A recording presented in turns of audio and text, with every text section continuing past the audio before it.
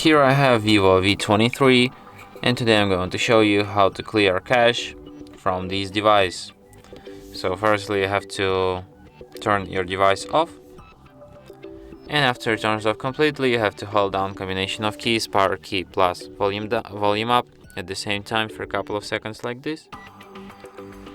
In the following menu you have to use volume keys to navigate and power key to select, and select an option recovery mode.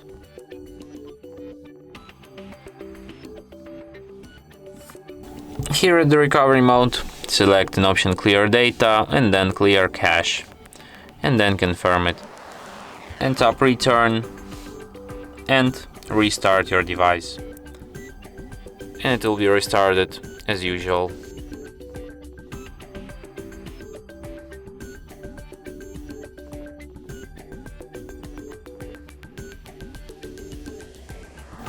And that's it. Thanks for watching. If you find this tutorial useful, don't forget to hit that like button and subscribe to our channel.